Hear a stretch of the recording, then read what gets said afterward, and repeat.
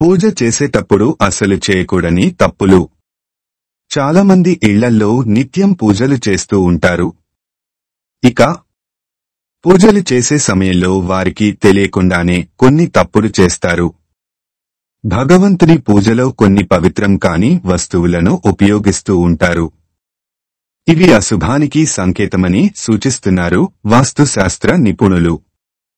అందువల్ల పూజ చేసే ప్రతి ఒక్కరి పూజా విధానం ఏ విధంగా ఉండాలి, ఏది పవిత్రమైంది, ఏ విధంగా పూజలు చేయాలి అనేది ఇప్పుడు ఈ వీడియో ద్వారా మనం తెలుసుకుందాం.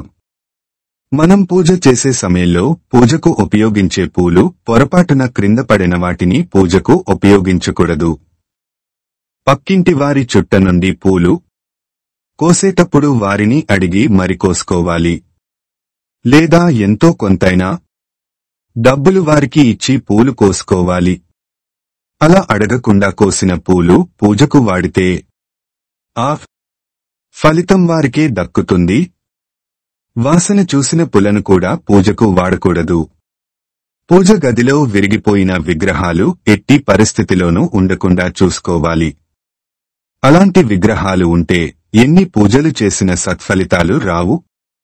ఎండిన పూలను పూజగదిలో ఉంచడం ఏమాత్రం మంచిది కాదు. పూజలు చేసే ముందు నోటితో అశుభమైన విషయాలను మాట్లాడకూడదు. దీపారాధన ఎప్పుడు కూడా ఏక ఒత్తితో చేయకూడదు. అది అశుభ సూచకం. పూజ సమయంలో పెట్టే నైవేద్యాలలో ఒక దేవుడిని పూజించటానికి పెట్టిన నైవేద్యాన్ని మరొక పూజలో నైవేద్యంగా ఉపయోగించకూడదు. భోజనం చేసిన తర్వాత మనం పూజ చేయకూడదు. భోజనానికి ముందు మాత్రమే పూజ చేయాలి. పూజ చేసే ముందు నోటిలో ఎలాంటి పదార్థాన్ని నమలరాదు. పూజలో వచ్చి రాని మంత్రాలు చదవకూడదు. తప్పుగా మంత్రాలను చదివితే సానుకూల ఫలితాలు రావు. పూర్వీకులు మరణించిన వారి చిత్రపటాలు పూజ గదిలో పెట్టకూడదని వాస్తు పండితులు చెబుతున్నారు. తులసి ఆకులను ఎట్టి పరిస్థితిలో శివుడికి సమర్పించరాదు. అలాగే వినాయకుడికి తులసి ఆకులతో పొరపాటున కూడా పూజ చేయకూడదు. పూజ కోసం చిరిగిన మరియు అపరిశుభ్రమైన బట్టలు ఎప్పుడు కూడా ధరించకూడదు. చిరిగిన బట్టలు ధరించడం వల్ల పేదరికం వస్తుందని, అలాగే దేవతలు నిరాశ చెందుతారట. కాబట్టి పూజ సమయంలో చక్కగా ఉతికిన బట్టలు ధరించాలి. ఎటువంటి పరిస్థితుల్లోనూ దక్షిణ దిశకు ఎదురుగా దీపాన్ని పెట్టకూడదని సూచిస్తున్నారు. దక్షిణ ముఖంగా దీపారాధన చేస్తే అపశకునాలు ఎదురై దుహక బాధలు కలుగుతాయని పండితులు చెబుతున్నారు. ఇక పూజలు చేస్తున్న సమయంలో ఒక దీపాన్ని ఉపయోగించి మరొకటి ఎప్పుడూ వెలిగించకూడదు. ఇది పేదరికాన్ని కలిగిస్తుందని, అనారోగ్యానికి కారణం అవుతుందని వాస్తు నిపుణులు చెబుతున్నారు. శివుని దర్శనం చేసేటప్పుడు విగ్రహానికి ఎదురుగా నిలబడకూడదు. కోపంతో కూడిన విగ్రహాలు, నటరాజ విగ్రహం, ఆగ్రహంతో ఉన్నటువంటి దేవుళ్ల ప్రతిమలు ఎప్పుడు కూడా పూజ గదిలో ఉంచకూడదు. దీపారాధన చేసే ముందు వత్తి వేసి తర్వాత నూనె పోస్తుంటారు, కాని అలా చేయకూడదు. దీపారాధన చేసేటప్పుడు నూనె పోసిన తర్వాత వత్తులు వేయాలి. వంటగదిలోని వంటకు వాడే పసుపును దేవుడికి వాడకూడదు. ఇలా చేయడం వలన దేవుళ్ళు ఆగ్రహానికి గురవుతారు. అగ్గిపుల్లతో నేరుగా ఒత్తులని వెలిగించకూడదు. ఇక పూజలు చేస్తున్న సమయంలో ఎవరైనా అతిథులు వస్తే వారిని నిర్లక్ష్యంగా చూడకూడదు. వారి పట్ల గౌరవాన్ని ప్రదర్శించాలి. పూజా సమయంలో ఇంటికి వచ్చిన అతిథులను దైవ సమానులని చెప్తారు. నుదుటిపై బొట్టు పెట్టుకోకుండా పూజలు చేయరాదు. పూజ గదిలో దేవతా విగ్రహాలు 6 ఇంచులలోపే ఉండాలి. అంతకన్నా పెద్దగా ఉండరాదు. ఒక్క చేత్తో దేవుడిని అస్సలు నమస్కరించకూడదు. ఇది చాలా తప్పు అని పండితులు చెబుతున్నారు. స్త్రీలు తులసిదళాలు తుంచరాదు. పురుషుల మాత్రమే తుంచవలెను. ఈశ్వరుడికి ఎదురుగా నిలబడి ఆత్మ ప్రదక్షిణ చేయరాదు. స్త్రీలు జుట్టు విరబోసుకుని పూజ చేయకూడదు. దీపపు ప్రమిద ఎప్పుడూ నేలపై ఉంచకూడదు. అలా చేస్తే ఆ దీపాన్ని అగౌరవపరిచినట్టు అవుతుంది. దీపం క్రింద ఒక చిన్న ఇత్తడి ప్లేటుగాని, మట్టితో చేసిన ప్లేటుగాని లేదా తమలపాకైనా పెట్టాలి. శ్రవణ నక్షత్రంలో లక్ష్మీదేవిని ఎప్పుడూ పూజించకూడదు. స్టీలు కుందుల్లో దీపారాధన అస్సలు చేయకూడదు. శివలింగం అభిషేకానికి స్టీల్ పాత్రాన్ని ఉపయోగించరాదు.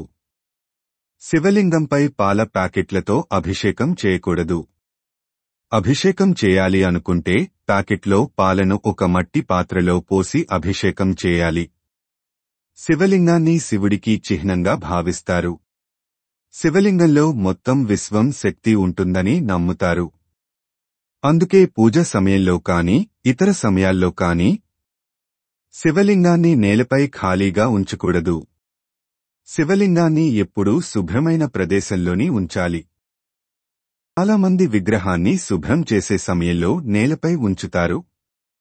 విగ్రహాన్ని నేలపై ఉంచి శుభ్రం చేయకూడదు. ఇలా చేయడం వల్ల దేవుడిని అవమానించినట్లు అవుతుంది. దీనివల్ల ఇంటిలోని సుఖశాంతులు చెడిపోతాయి. ఏ ఇంట్లో అయితే పూజ సమయంలో ప్రతిరోజు శంఖం ఊదుతారో అక్కడ లక్ష్మీదేవి ఎల్లప్పుడూ ఉంటుంది. శంఖాన్ని ఎప్పుడూ ఖాళీ నేలపై ఉంచకూడదు. ఇలా చేయడం వల్ల ఆర్థిక నష్టం కలుగుతుంది. శాలిగ్రామం విష్ణువుకు చిహ్నం. అందుకే విష్ణువు పూజలో శాలిగ్రామానికి ప్రత్యేక ప్రాధాన్యత ఇస్తారు. ఏ ఇంట్లో అయితే శాలిగ్రామం ఉంటుందో అక్కడ సుఖ సంతోషాలు వస్తాయి. కాని దీనిని నేలపై ఉంచడం వల్ల నష్టం కలుగుతుంది. శాలిగ్రామాన్ని ఎప్పుడూ ఖాళీ నేలపై ఉంచకూడదు. వేరుశనగ నూనె గేదె నెయ్యితో దీపారాధన నిషేధం. నువ్వుల నూనెతో దీపారాధన చేస్తే సమస్త దోషాములు పీడలు తొలగిపోతాయి. ఆముదంతో దీపారాధన చేస్తే బంధుమిత్రుల శుభం మరియు కుటుంబ సంతోషం. నీటితో దీపారాధన చేస్తే ఇంట్లో సర్వ సుఖాలు, సౌభాగ్యాలు కలుగుతాయి. అర్ధనరీశ్వరునికి కొబ్బరి నూనెతో దీపారాధన చేయడం వల్ల అన్యోన్య దాంపత్యం జీవితం సిద్ధిస్తుంది. వినాయకుడి పూజలో కొబ్బరి నూనె ఉపయోగిస్తే చాలా మంచిది. ప్రతిరోజు పూజలో నువ్వుల నూనె ఉపయోగిస్తే సకల దేవతలు ఇష్టపడతారు. ప్రతిరోజు దీపారాధన ఉదయం 3 గంటల నుండి 6 గంటలలోపు చేస్తే సర్వ శుభములు, ఆ ఇంట్లో సుఖశాంతులు కలుగును. దేవుడు పటాలని శుభ్రం చేయాల్సి వస్తే మంగళవారం నాడు కాని, శుక్రవారం నాడు కాని, అమావాస్య నాడు కాని అస్సలు శుభ్రం చేయకూడదు. అక్షింతలుగా ఉపయోగించే బియ్యంలో నూకలు ఉండకూడదు. అలా నూకలను అక్షింతలుగా ఉపయోగిస్తే ఖచ్చితంగా చెడు జరుగుతుందని పండితులు చెబుతున్నారు. ఇంట్లో నిమ్మకాం దీపం పెట్టకూడదు.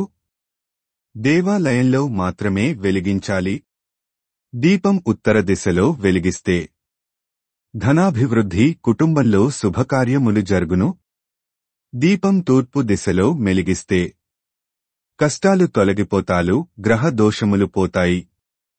పత్తితో చేసిన వత్తితో దీపం వెలిగిస్తే ఆయుష్షు పెరుగుతుంది. జిల్లేడు నారతో చేసిన వత్తితో దీపం వెలిగిస్తే భూత, ప్రేత, పిశాచాల బాధలు ఉండపు. తామర నారతో చేసిన వత్తితో దీపం వెలిగిస్తే పూర్వజన్మలో చేసిన పాపములు తొలగును. అలాగే ధనవంతులు కూడా అవుతారు.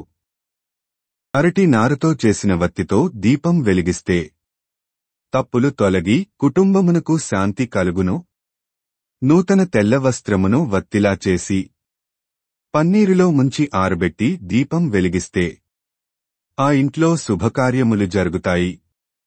2 వత్తులతో దీపం వెలిగిస్తే కుటుంబం సుఖ సంతోషాలతో ఉంటుంది. 3 వత్తులతో దీపం వెలిగిస్తే పుత్ర సుఖం. 5 వత్తులతో దీపం వెలిగిస్తే ధనప్రాప్తి, ఆరోగ్యం, ఐశ్వర్యాభివృద్ధి కలుగుతాయి. 9 వత్తులతో దీపారాధన చేయడం వలన కీర్తి ప్రతిష్టలు లభిస్తాయని ఆధ్యాత్మిక గ్రంథాలు చెబుతున్నాయి. మీ పూజగదిని ఎల్లప్పుడూ శుభ్రంగా ఉంచుకోవాలి. పూజ చేసిన అక్షింతలు, పువ్వులు పూజ గదిలో లేకుండా శుభ్రం చేసుకోవాలి. ప్రత్యేకమైన పూజలు ఏవైనా చేసేటప్పుడు ఖచ్చితంగా తలస్నానం చేయాలి. గణపతికి పంచామృత అభిషేకం చేసి జామ పండ్లను నైవేద్యంగా పెడితే వ్యాపారం లాభసాటిగా సాగుతుంది. దేవుడికి కొబ్బరికాయను నైవేద్యంగా సమర్పిస్తే మొదలుపెట్టిన పనులన్నీ ఆటంకాలు లేకుండా పూర్తి అవుతాయి.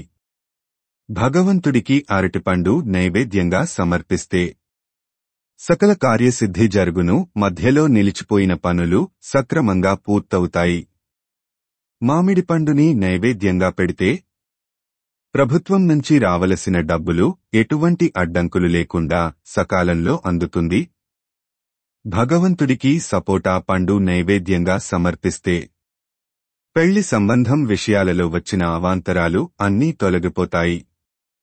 కమలా పండును నైవేద్యముగా సమర్పిస్తే నిలిచిపోయిన పనులు విజయవంతంగా పూర్తి అవుతాయి.